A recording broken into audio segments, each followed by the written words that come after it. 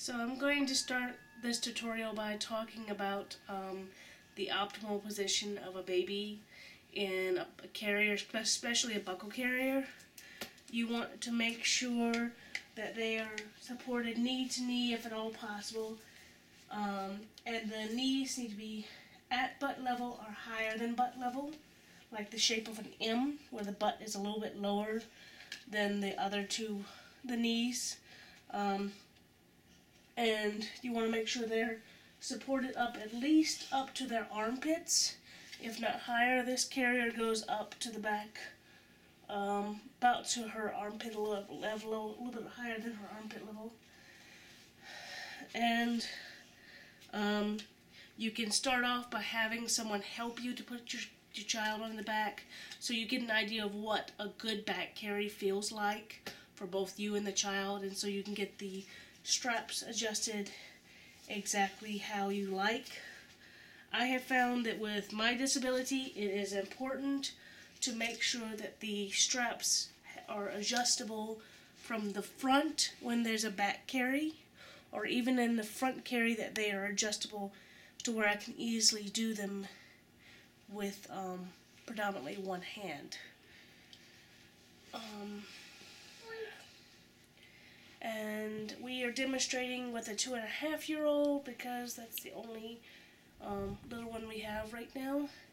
And I will get ready to show you how to do the whole shebang. Okay, thank you. So I want to show you how the carrier is laid down. You want the inside of the carrier to be laying up so that the child can lay down on the carrier. Just a second, Josephine. And here are the shoulder straps. Adjust already to the right lengths.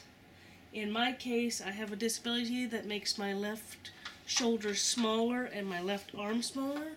So in fact, you'll notice that the left side is tighter than the right side is, and that's more comfortable for me. So you lay the carrier completely flat. You have the shoulder straps already buckled to the right lengths, and you can figure this out with somebody helping you to put the child on your back in the first place, so you can find the optimal positioning. And then you make sure that the waist is where you can buckle it by sitting down in front of the couch. Then you ask your child to come over and lay down on the carrier. Come here, baby. Come on, let's lay down on the carrier.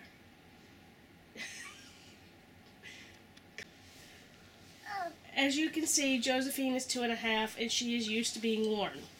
So she is going to get in the optimal position, except that I bring the waist strap so that her legs are on the outside of the waist strap and in between the shoulder strap and the waist strap. That is going to be the optimal position. Then I make sure that her bum is close to the waist strap, but not completely on it, so that she has room to make a good deep seat. Then I sit down in front of the waist strap. It has been pre-loosened so that I can buckle it on. Please wait, honey. Lay down, please. Can you lay down? Put your arms over your head? I know you're used to sitting up to being worn, but most of these younger children are going to lay down. So can you please lay down? No. I hear you. You're used to doing it your way. I got you. Okay. So then you take your non-dominant arm. Well, you take your dominant arm, but you put your No, I'm not going to take your pretend yogurt.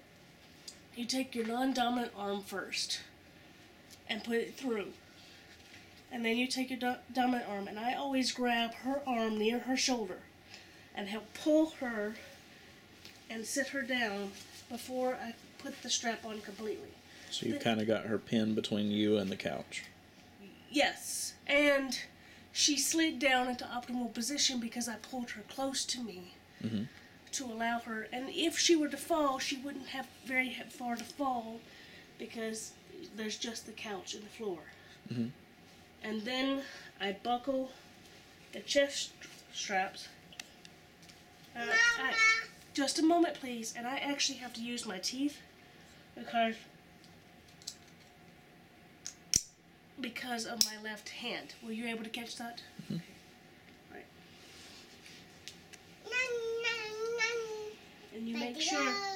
make sure the waist strap is as tight as possible. Yes, yes. Ready to go take a walk. Okay. So when you're first putting the waist strap on, I totally forgot to mention that you should tighten it as much as possible. Even if you don't tighten it as much as possible, before you get up, you still have the opportunity to tighten it. Then I typically go to a mirror to check positioning.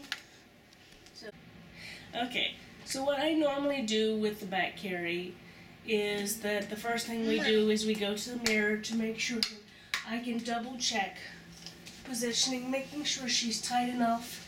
She can actually be a little bit tighter. So she's a little bit of wiggle room. Nice and tight helps to keep her safe. Watch your head. Please lean forward. And then it's also good for little ones if you have like an 8-month-old or whatever. I have found using the mirror allows them to see my face and reassure them even though they're in a back carry. It's pretty fun to go to the mirror and be reassured that everything's okay. But as you can tell, Josephine is very used to being worn and is ready to go for a walk.